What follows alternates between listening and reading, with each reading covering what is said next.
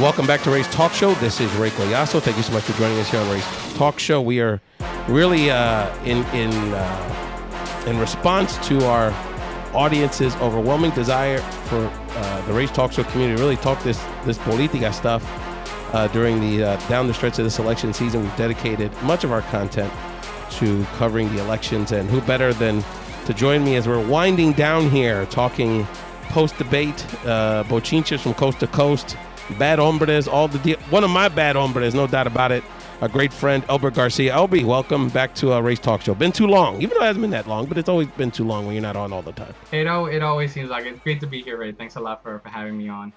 Appreciate it, Elbert. And Elbert's in the eye of one of the political storms, Florida, so he's going to give us an update later in the show about everything going on with the political scene down there. We're actually going to get a little bit of a report from yours truly on one of our big Southwest states and the impact Latinos can have on this election, coast to coast. And Elby's going to probe, pick my brain on my recent trip out west. We're going to, of course, get into our bochinches, and which may include some needy Latinos, which should be interesting, and our shout-out segment later in the show. But, of course, we have to start. Elby, I know you watched it yesterday. The third and final, mercifully for all of us, the third and final debate. Now, there's two big headlines that have come out of it for the mainstream media. One, of course, being that, Mr. Trump doesn't necessarily believe in the democratic process. And, of course, his very rude remark to Secretary Clinton referring to her as a nasty woman.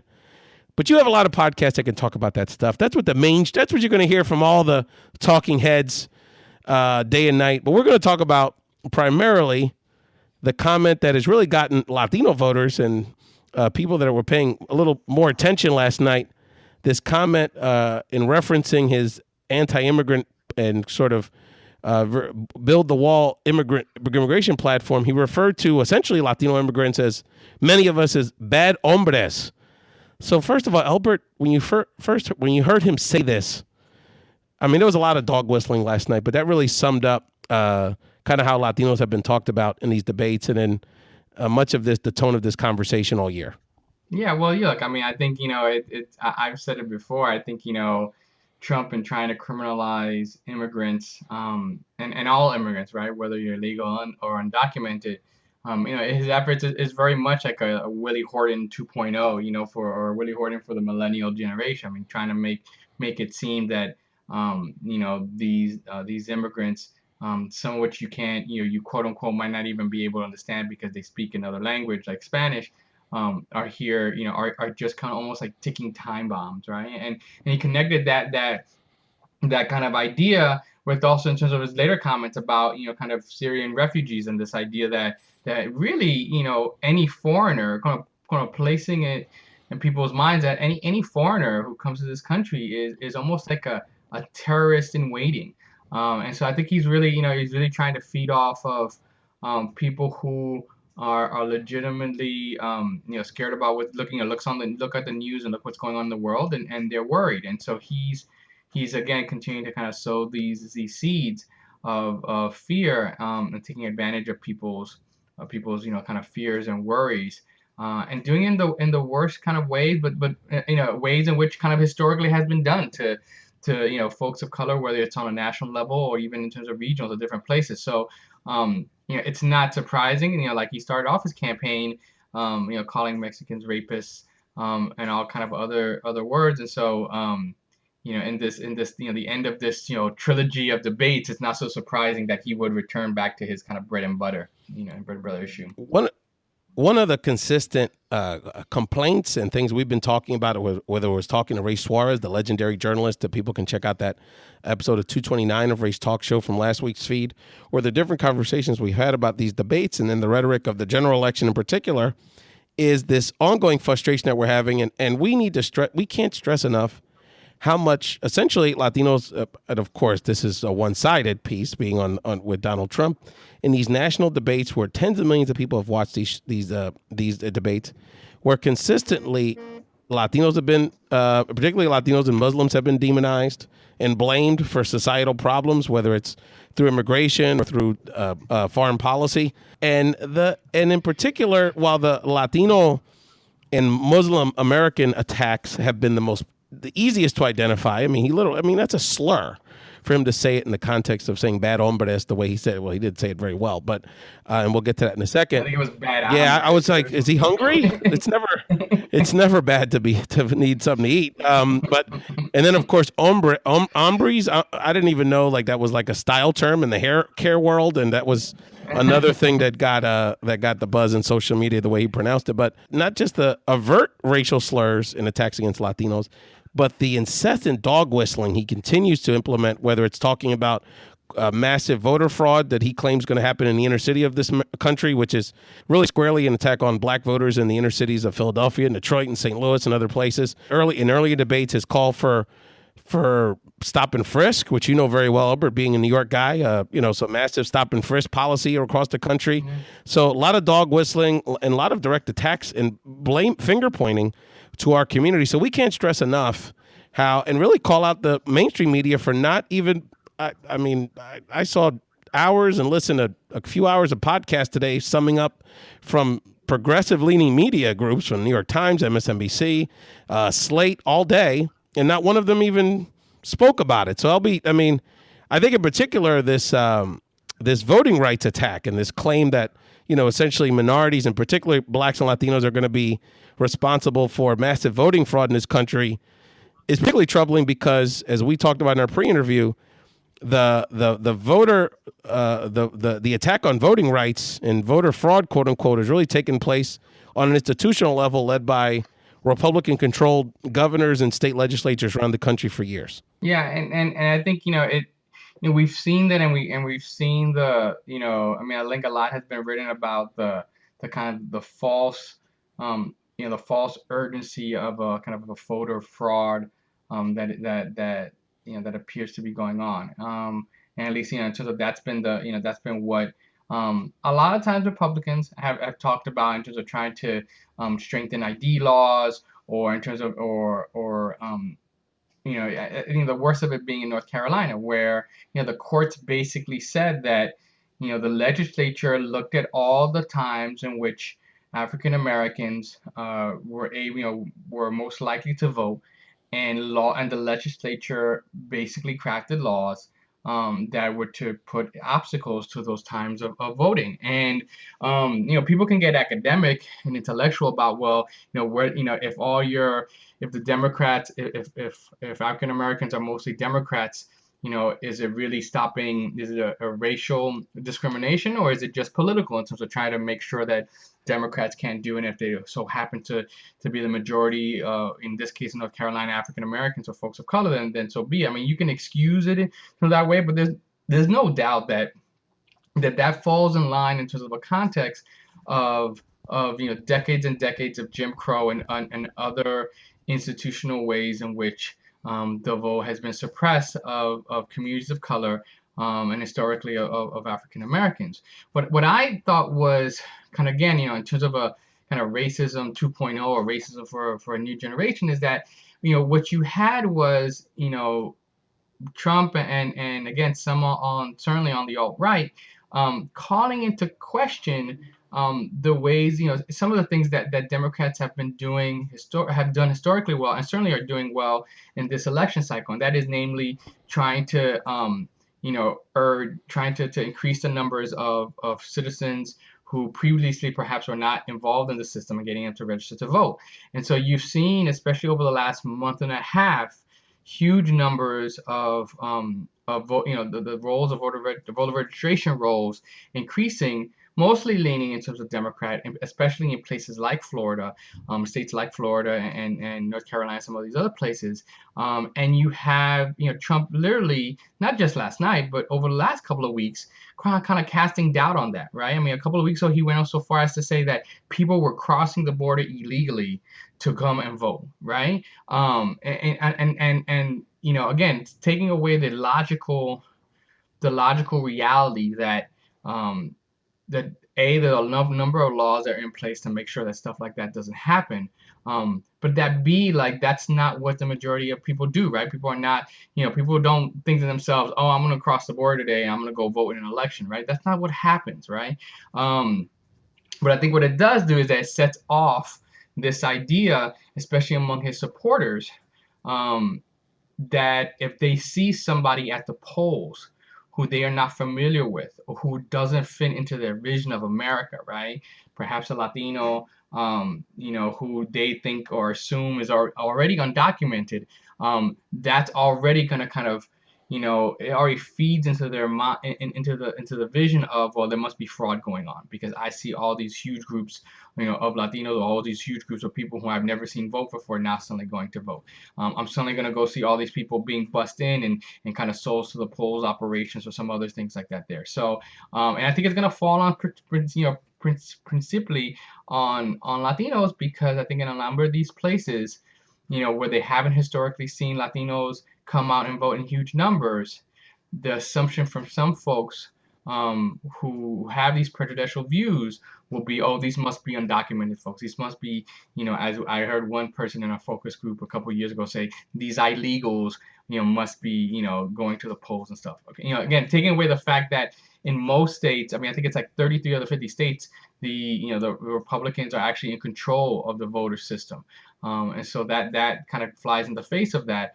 And yet, I think this is the desperation that Trump has gotten to, and this they are so desperate to cast doubt on the validity of our voting system that they don't care who pulls down, even if it's members of their own party. But the bottom line is that when the demographics have started to shift, when you've seen more Democratic leaning voters, more minority voters participate in the process, one of the ways that, frankly, Republicans have used to hold on to their power, despite the demographics of this country going in the opposite direction, have been, using, bad and at times directly unconstitutional policy on the state level, whether it's, voting rights, whether it's gerrymandering that dilutes minority voting strength in state legislatures and oftentimes in their congressional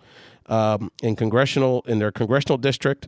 And for him to turn around and instead of, advocating for policies that encourage people to engage in the process, he essentially accuses, again, blacks and Latinos directly and indirectly with, in some way not being eligible or in some way just us voting in larger numbers because we're becoming a larger and larger part of electorate with somehow cheating the system. And it just goes back to this tired stereotype, which is so ridiculous, which is making an assumption about someone's legal status because of what they look like. And we don't have to, I mean, it's so ridiculous for Latinos to have to remind people, we've been part of this country for hundreds of years, and there's a huge chunk of the country physically that was once in Latin America. It just is so infuriating. And I wanted to point out that if for people that say, well, what's the harm at the end of the day? He's encouraging his supporters to go observe people at the polls.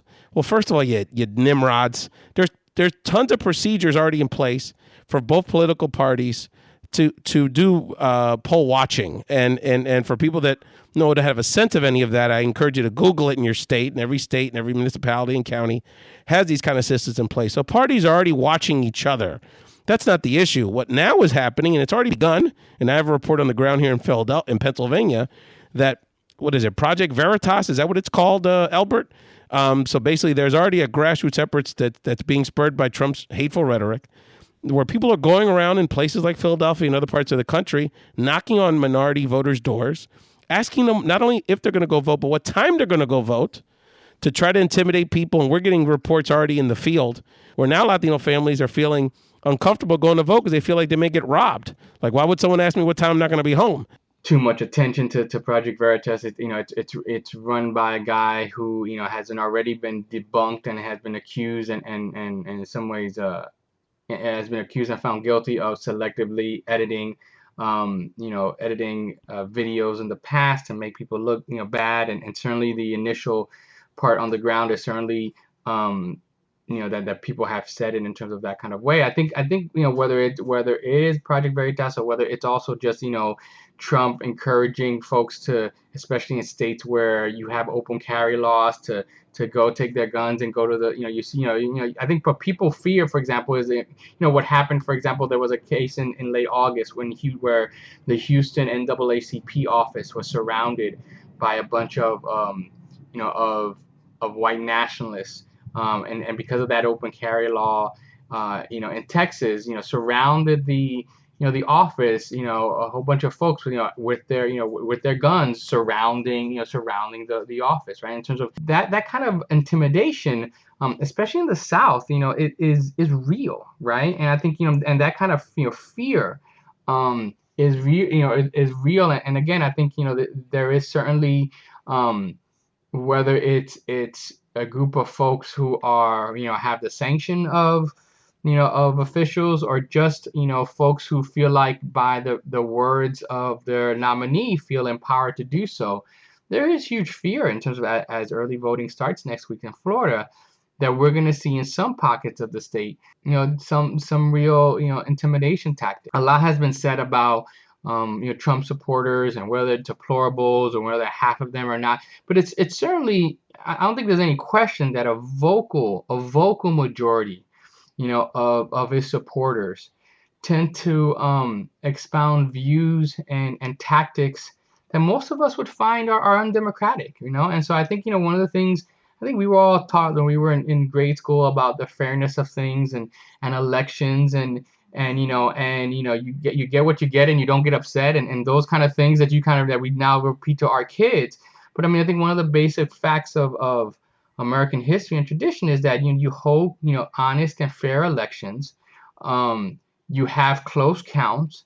There are some states, obviously, that, if the counting is too close, and then that triggers a recount. But you don't go in there saying that you're expecting fraud. You certainly don't go and say, that you're going to wait and see the results of the election before you say that you're going to listen to them. And I think being able to say that, in terms of that Trump did last night in terms of his debate is incredibly irresponsible, and is the kind of talk that is just not talk. It actually has consequences, right? And it empowers, a group of folks that once you open up that Pandora's box, you can't put back in. I wanted to again remind people, when they're thinking about voter integrity, I go back to Governor Rick Scott in Florida, and I know we're going to take a deeper dive into what's happening down there with the elections, but just on this voter piece, this is the same governor that just weeks ago, after a hurricane devastates a whole region of the state, it took basically legal intervention by voting rights activists for the state to extend the voter registration deadline 1 week. And I'll go back to it in 2012. And in these elections, we see consistently in these presidential elections with Republican governors in Florida, why do we see long lines, especially when you have early voting? So we have more than 1 day to vote there. What are the resources not being deployed, particularly in our communities, but really throughout the state, impacting everybody? We're working people. It makes it more and more difficult to vote. And again, you're listening to Elbert Garcia, one of our great compadres and a political analyst based down in Florida, but got from the heights, as we say, and your host, Ray Collazo, and you're listening to Ray's Talk Show. You can providing our perspective on these elections and everything going on in our world. You can download Ray's Talk Show anywhere. You can download a podcast, iTunes, SoundCloud. We're now on the Spotify platform, Google Play, iHeartRadio, and of course, you can check out all of our content at rayspodcast.com. That's rayspodcast.com. You can email us at podcastrays@gmail.com. That's podcastrays@gmail.com. If you have a comment, you want to come on the show, you have an idea for a topic or a guest, we'd love to hear from you. So, in Ray's Podcast everywhere you can on social media. Elbert, remind people where they can find you on social media. Sure, you can actually find me at Elbert Garcia FL. That's Elbert Garcia FL. I'm on Twitter there. You could also find me at Elbert Garcia FL on Facebook. That's my official, those are my official social media handles. I do some, when I'm not talking to Ray, I work here in Florida for America's Voice, which is a really good immigration advocacy organization based out of Washington, D.C. But we're doing a lot of stuff and really trying to really lift up the voices of Latinos and immigrants, not just in this debate, but in all the debates in terms of that's going on around here. So, Elbert, as you just mentioned, you're based in Florida, doing a lot of good work there in the Sunshine State, obviously a state that could essentially put the nail in the coffin for Trump. So wanted to give you an opportunity to give people an update. We did do, and you can check out episode 227 of Ray's Talk Show, where we took a deep dive into the Puerto Rican vote, particularly in Florida, which Elbert's also very engaged in. But in general, Elbert, let's, at this point, Clinton is generally points up, but that's within the margin of error, and I'm getting very nervous. For those that are a little more confident about Florida than I am, I will remind them that with all of the relatively goodwill, and all of the organization, particularly the Obama world had, he only won Florida by 1% last time. So it's a very close state one way or another. So, Elbert, relieve my fear. What are you seeing here for the presidential race in Florida? What do we? Is it going to be a nail biter, as I suspect? Yeah, I'm one of those people who do believe that it's going to be a nail biter. I think next week will tell a lot in terms of the numbers that we see in terms of early voting and who's coming out. I think certainly there, some good news. If Democrats want to see some good news, that they are, they certainly are ahead of their own pace when it comes to absentee votes.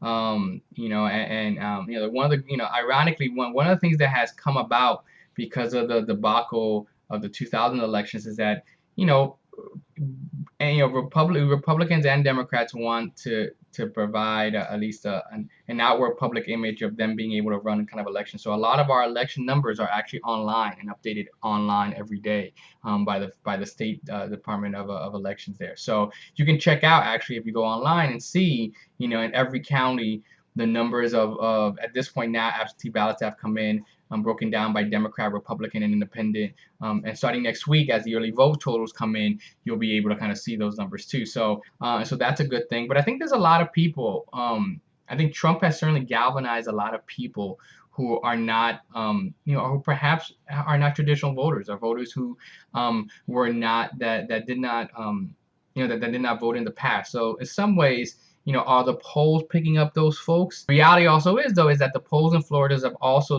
done a pretty good job of undercounting the Latino vote too. And so I think what you're seeing in this election, there's a couple of like real narratives going on in this election. I think when it comes to seeing the numbers of the increased numbers of voter registrations, they really kind of fall into two categories: those over 65 and Latinos. And obviously, in the middle of those things are Latinos over 65, right? But those are the two folks that the huge numbers in increased voter registrations in Florida since 2012.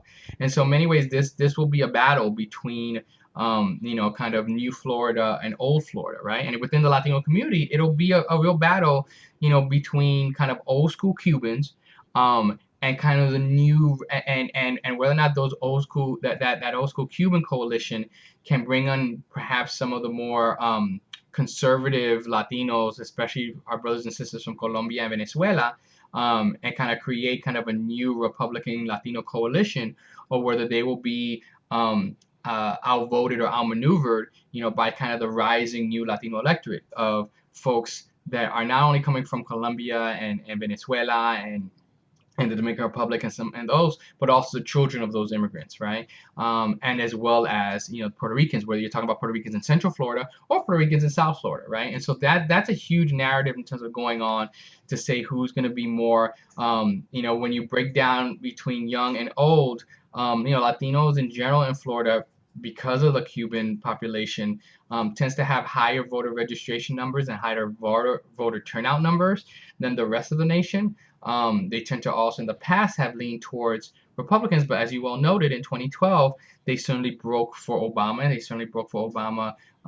They broke more for Obama in 2012 than they did in 2008. It seems to me, and I'd like to get your thoughts on it, is that the Cuban American electorate in Florida, and specifically in South Florida, continues to sort of liberalize because of the generational dynamic. So, you got more Cuban Americans that were born and raised here, and in more recent times that, the more open relationship with the island of Cuba. Now we're going to be able to buy cigars and rum and all kind of stuff and fly there. And it doesn't seem to be the wedge issue that maybe, Republicans would have used even a cycle ago to try to bring the Cuban American electorate, regardless of age, to their side. So, and I know that's been tampered. Trump tried a little of that, and that's been tampered by reporting that he's got some financial holdings in Cuba. So, Elbert, what are you seeing with that? And what's the energy like in the South Florida electorate with in general that you're seeing? Do you like to share? Well, you really it's really basically there's definitely three demographics, right? I mean, there's those in terms of old school Cubans who are over 65, those who are kind of like 40 to 60, who are in some ways perhaps the first generation, of those, the first generation children of those folks who first initially came here in terms of fleeing Castro and fleeing Cuba. And then you also have that either that second generation of folks who are their kids, right? Right, in terms of that younger generation. But you also have a difference in, again, it's not as if the Cuban migration has stopped, right? And because That's of right.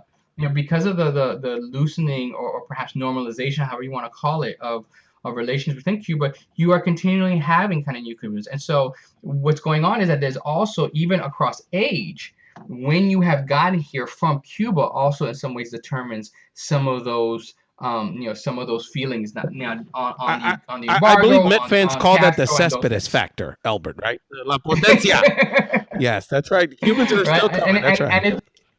they're still coming, and so that definitely makes a difference, right? Now, again, I think there is certainly a strong conservative Latino bent in South Florida. I think Republicans have from a strictly political standpoint have parlayed certainly the anger against authoritarian leftist leaders like and dictators like Maduro and Chavez in Venezuela, and the situation Sure. that's going on in terms of Colombia there. And so it's not like this conservative Latino, conservative Republican coalition is totally, it has totally turned over, right? Because I think you have, I mean, and the reality is, in terms of Latin America, is has a huge diversity when it comes to political thought, especially on the right and left. So to think that folks would come over and not bring those That's those right. And we political that's right. allegiance and alliances And we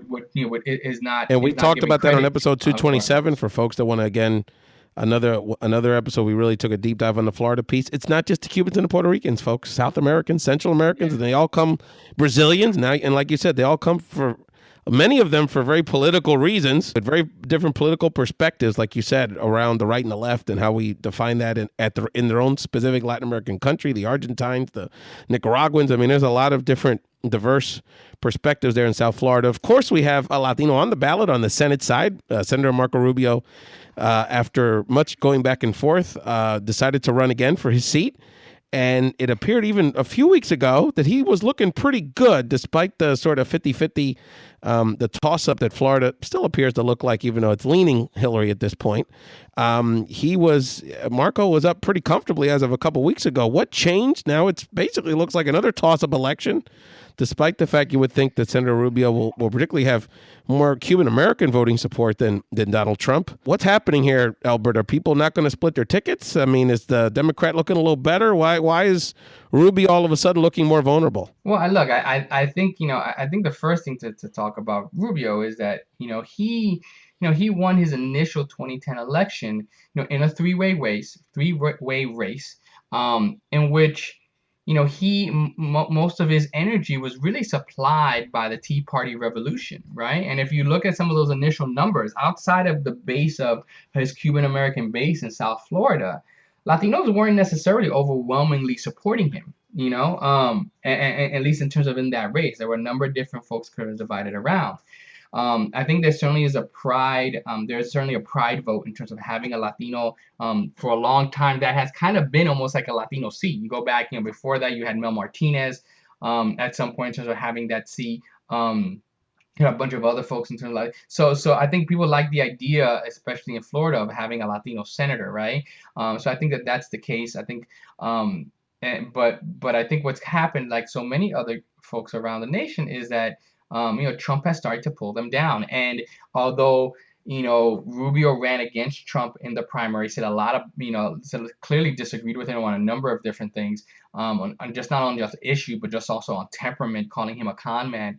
And yet, when it was time to stand behind the Republican nominee, he kind of, stood in, got into line, and has continued to endorse him. Has said that he has disagreed on a number of items, including in terms of, his most recent comments on women. And yet, I think that the natural question is, what is it going to take? What would it take for you to actually not tell people to vote for him, right? Because that's the difference, right? At the end of the day, you can say, okay, like I'm gonna support my nominee, but what does that mean? That means that you're actually encouraging people to vote for this guy, right? You can encouraging people, especially in the Latino community, that comes off as another betrayal, right? The first betrayal being that he kind of walked away from his own, not just walking away from his own comprehensive immigration plan, but he's kind of gone to the other side, right? And kind of really pushing for this kind of enforcement first policy that overly criminalizes immigrants, whether or not they're found to have stayed or have found to have crossed the border, and then a number of things that certainly have shored up his Tea Party support, but at the same time, it has really kind of caused people to really think that he's betrayed them, including agreeing with Donald Trump and saying that he would end Obama's DACA program on the first day of office. And so I think what's going on is that people are very familiar with Marco Rubio. They either like him or they don't like him. And so what's going on is that his opponent, Patrick Murphy, who thought he was going to kind of sail through, in a kind of a battle of untested candidates, now suddenly had to kind of shift mindset and shift gears to run against this incumbent. Yeah, and he's a, I mean, let's keep it real. He's a pretty mediocre candidate. I mean, he wasn't a Democrat until he decided to run for Congress in 2008. He's been very moderate. I mean, we had to bang him on the, as you know, Elbert, the payday lending stuff. It took shaming him basically to flip back where he should have been on payday lending legislation, along with people like Debbie Wasserman Schultz. So it's not like, and he doesn't have a big name ID. I mean, he was a congressman in West Palm Beach. I mean, that's Alan West's old district seat. Do you think there's a scenario where Trump loses but Rubio wins? I think there definitely is a scenario where that happens, especially if the DSCC, at least in terms of like the establishment Democrats, continue not to really invest in the race, right? Because I think they for however you want to, whether you'd agree with it or not, are certainly investing in other races and other Senate races across the country, including the great state of Nevada, right? And so I think they're really not putting any money in Nevada. You got to say it right, brother. Nevada. I guess I got to get to Nevada before I actually do it. But, so I think if the Democrats continue not to not to pour in money, I think then what will happen is that that campaign. I mean, there's a lot. As much as I do, there's a lot of things to run a campaign. Ad time, especially in South Florida, is expensive. The national party infrastructure, the Clinton campaign. There's lots of decisions, right? So the money isn't infinite. So so for Hillary, the Clinton campaign to put money into Arizona, there may be a field, for example, which is a good thing, but that's money that could go into solidifying a margin, and it's simply a victory that could pull Murphy over the top, right? So there's this works on many different layers, and that's going to be an interesting race. But I know, LB, that we want to make sure that people understand here on Race Talk Show. We're not, we don't have maybe with hip hop, with the exception of hip hop, we don't have an East Coast bias here. And so I know, LB, you're very curious about my recent foray into what's going on in the Southwest. Yeah, no, I mean, I think, Ray, you were out there in Nevada, in the great state of Nevada. I mean, tell us a little bit about what's going on out there. And especially, I think, again, you've got a really interesting Senate race out there. Again, I think that the Democrats just need to grab 5 Senate seats to make, Bernie Sanders the head of the budget committee. So, what's going on there in terms of Nevada? How's the scene looking like, especially in that tight Senate race? It's very interesting. So traditionally, Nevada is a swing state, but definitely leans Democrat, particularly in presidential elections, where we have the resources to mobilize essentially the Latino vote, and to a lesser degree the African American vote, which is rarely gets talked about, was actually fairly significant in Nevada as well. Even in this cycle where in those key swing states, Senator Clinton has been performing consistently in the lead, and even when she's jumped into the lead in more recent polling over the last month or so, until very recently this week, the Senate candidate, the Democratic candidate, Catherine Cortez Masto, who would be the first Latina and first Mexican-American woman in the U.S. Senate, had been trailing her Republican opponent, Joe Heck III. Joe Heck is a congressman in Las Vegas in a moderate district, a very sort of competitive district, and has acted, pretty moderately. So he's a moderate Republican. He's based in Vegas. He's at least visible in the Latino community, so not perceived as an evil guy, a Republican. So, and Catherine is eminently qualified. Former statewide elected official, as a 2-term attorney general in the state. This is a woman that, as attorney general, fought the big Bank of America and other big banks around the mortgage crisis, and won. So she won big victories for Latinos and working people in Nevada around housing discrimination. She's done yeoman's work as Attorney General against human trafficking and sex crimes, which is obviously, unfortunately, an issue in Nevada as well. So this is a woman that's eminently qualified. The problem is she don't have too much personality, and the fact that she doesn't have the same kind of name recognition and icon like Senate leader and longtime Senator Harry Reid has, who's retiring, has these factors have made a tighter race. From the sense I got is that the tide is turning. Voters, particularly Latino voters, are seeing an opportunity to not only elect Secretary Clinton, but also seeing the need to an understanding of who Catherine Cortez Masto is. And on the flip side, with more moderate and Republican-leaning voters, Joe Heck's recent comments sort of distancing himself from and being wishy-washy about the Trump candidacy is actually hurting him in recent weeks with people that would maybe open to his message. So there's some very interesting dynamics on the ground, and the fact that we always have the mainstream media not only sort of underestimating the Latino vote. So don't be surprised if Secretary Clinton wins, 3 to 4%, and voila, it turns out the Latino community pulled it out for Democrats yet again in Nevada. So we're excited about what's going on there. It was so great to see. I wasn't there for the taco trucks in front of the Trump Hotel, but I did get to hang out with the people that were the day before when they were actually going into the community with the taco trucks to register people to vote, like our homies Marco Rauda and a lot of our friends out there. We just have a great organizing community out there. They're doing a lot of fun things. So, and also keep out for the congressional races. So a great friend to the Race Talk Show, Ruben Kewen, a state senator in Nevada, who would become the first Latino on the congressional side, representing the Silver State, is running in CD, Congressional District 4 against a very weak Republican incumbent, and we're really excited for him to win that seat in November and represent Latinos very well around the country out of Las Vegas. So I think there's sometimes a question on the East Coast about like, well, who's going to be the next generation of Latino elected officials? Like, who's going to, who would, a potential Democratic president pick for, for spots and positions and stuff. And so it seems like really there's a lot of energy, especially among folks of color and especially Latinos coming out from out west. I mean, in the South, and it's not just Nevada, Arizona, like our Congressman Ruben Gallego, who's a great friend to the show as well, another rising star in Congress, Crisanta Duran, who I think is going to be the Speaker of the Colorado House.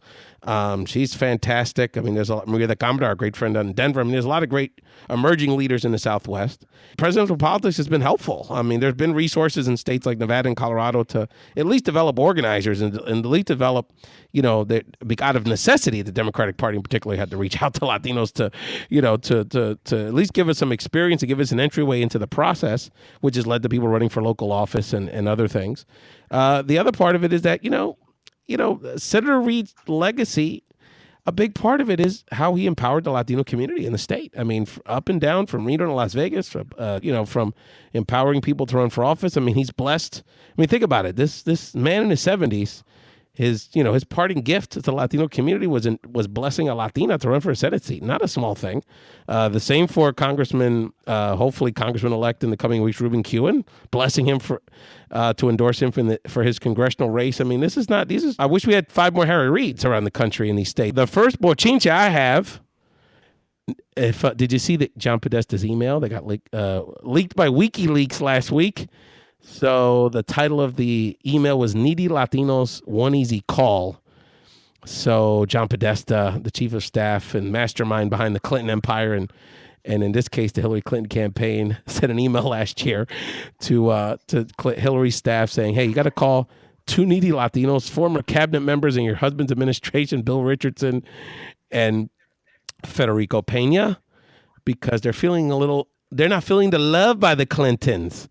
I don't know why they're not, I would say a little understandable considering in 2008 they both endorsed Obama. But anyway, and so that got a lot of buzz, particularly in the Latino social media community. And some would say that this is another example of Democrats taking Latinos for granted, not respecting us. What's your take on this, Albert? I have a hot take on it, but I wanted to get your take on this, particularly the subject header. 2 of our top leaders are needy. my friend. But it's, again, it's like, politics in many ways is like high school, right? There's always gossip and there's always bochinche, right? There's always egos involved and there's always brushed egos and things of that nature. Does it surprise me that that's something they would say something like that? I mean, like, we worked in politics long enough to kind of know. It doesn't make it right, but certainly that's the case there. And why is it? Why is it that some of these these two Latinos who were leaders are not more involved, right? And I think that calls into question sometimes. How is it that once what's the succession once you reach a certain kind of plateau of leadership? I mean, we see this all the time in our communities or with our not-for-profit leaders that sometimes stay on years and years ahead of nonprofit because there isn't an actual way, there's not another role for them to play, right? So the real question is like, what's going to happen 10 or 15 years? Not everyone can be like Senator Harry Reid in their 70s playing kind of kingmaker. So what is the role of our leaders? What role are we creating for them? Is the political process letting them down if there isn't another leadership role for them, if they're not an elected official? No, and the thing is that I think part of the dynamics that took place with the discussion amongst the Latino leadership was, it was disappointing. Obviously, you don't want to see two of your iconic leaders talked about in those terms. But quite honestly, for people that understand this process in this game, I mean, was it really a surprise that, the Clintons and these people, and higher up in the Democratic world, they kind of do see Latinos to a large degree, sorry to say, as sort of a check the box kind of thing and, part of their constituency. So it's something we have to continue to push on. Look, I mean, that was a private email, so you can't, people talk and say certain things in the heat of politics about all kind of people.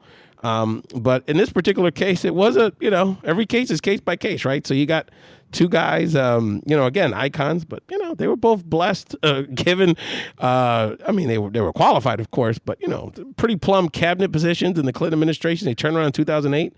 And I think because they weren't feeling the love, or were feeling a little needy of a little more attention, turned and saw the tea leaves of the momentum, they both ended up endorsing who eventually became President Obama. So there's some tensions there between old hard feelings and lots of history with those relationships. But obviously there's a lot of work to be done, and it's a shame that we have to feel like that isn't that surprising. And by the way, they're great. I love them both, but at the end of the day, they're just two of thousands of leaders that we have that need more attention by Democrats. What's your bochinche, LB? Well, in that same WikiLeaks, we see that one of the people being considered, here for potential vice presidency, the vice presidency nomination that eventually went to Senator Tim Kaine was Florida's own Andrew Gillum, who the Tallahassee, I believe the Tallahassee mayor, kind of rising star in the Democratic Party. Ray, me and you kind of talked privately a lot of times that we were trying to guess who was going to be the VP candidate. Was this a surprise to you? What do you Andrew? First of all, Andrew Gillum. No, it's not. I mean, it was a pleasant surprise. Andrew Gillum's my homie. I mean, he's a great friend of ours. It was great to see another great mutual friend, a Latina leader up in Tally, Raquel Simon Petley, giving, we were chatting a little bit about it on Facebook, former staffer for Andrew. It was great to see. Andrew's a wonderful guy, and we have to have him on the show. He's definitely a rising star. But, I'm so glad to see, and I was the one that called it, and it got leaked out a little bit down the stretch, but that Mayor Garcetti, our fellow Columbia alum, was also on the Latino list. And by the way, the only problem, there was a lot of issues with that list, but no black females. So very disappointing. That was, to me, the biggest glaring thing that was missing as part of that list. But LB, that is quite a bochinche there. I want to give a big shout out, to my sister over in Nevada, Vidania Vidal, who does a lot of great work. She does a lot of great work for Nevada's Voice, our affiliate over there, America's Voice affiliate there in the great state of Nevada, and whom has 3 more Emmys than Donald Trump. So I want to say, if he's gonna be hating, he's probably hating in Nevada. I was just with Vidania. She was at we're doing some outreach there in Las Vegas. She's fantastic, and always good to get of our strong Latinas in the Southwest some love. I want to give a shout out. It's a shout out, but in an unfortunate circumstance, for people that may have missed it, one of our legendary community organizers and Democratic leaders in San Antonio, Maria de Socorro Mesa, affectionately known as Choco, passed away. A young woman, she was in her early 60s. And this is a woman that was one of the pioneers for the Latino political movement. I mean, this is a woman that led to the elections of people like Mayor Cisneros and eventually HUD Secretary Cisneros, and just was a firebrand and mentored so many people like our great friend Laura Barberena. And I just want to read a quick statement here from the Democratic Party Chair, Gilberto Hinojosa, said, "There's no words to adequately describe the energy and sheer force that Choco Mesa brought to every organizing effort. For decades, she's been there with us." And Hillary Clinton, hours before her second debate, tweeted, "Saddened by the passing of Choco Mesa, historic figure in Texas politics and beloved friend of our team. She was volunteering for the Clinton campaign leading up to her death, and one of her dreams was to see the first woman president. So that's going to be hopefully a lasting part of her legacy. So Dios lo bendiga and descanse en paz, Maria de Socorro Mesa, Choco Mesa."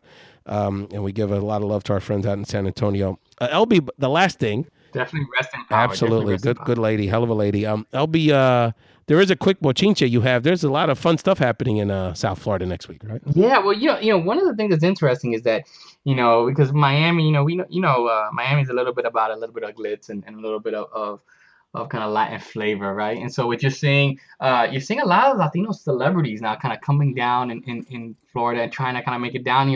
Jennifer Lopez is going to be here. J-Lo, come to Philly, girl. We got the Puerto Rican love. Why are you going to just go to Miami? Maná is ending their tour, their Latino kind of voter tour. All of that is nice, LB, but I heard, is Diana Guerrero from Orange is the New Black going to Miami? Are you going to be hanging out with her? She's gonna be coming out. She's coming. In fact, Ray, she's gonna be down here on Saturday.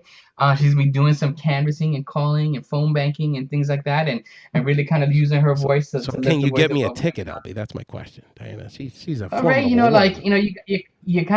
have to be in it to win it. You got to be down. You got to make it down here to the 305, the Magic City. You got to make it down to Magic City. You've been listening to Elbert Garcia, my dear brother, here on Ray's Talk Show. Elbert, remind people again where they can find you on social media. You can find me at Elbert Garcia FL. It's Elbert Garcia. That's with an Elbert. You know how us Dominicans, we love to have our. Yolo Dominicano. We represent on Ray's Talk Show. Elbert Garcia FL. And you can also find me on Facebook, also Elbert Garcia FL. Just Facebook / Elbert Garcia FL. And I want to give a shout out to all the folks who are doing organizing over here in Miami. Those who are named and unnamed. A lot of people, Ray. Every day I meet a lot of people, who just kind of inspire me to help. We could do shout outs all day about our South Florida people. Natalie Carlier, my colleague Luis Cerro is our homie from labor. A lot of fantastic people. From Tomas Kennedy, Maria Bilbao, Natalia. Tomas is a good guy. I like that cat. Give him my best. He's good people, man. I like that guy a lot. A lot of good people down there.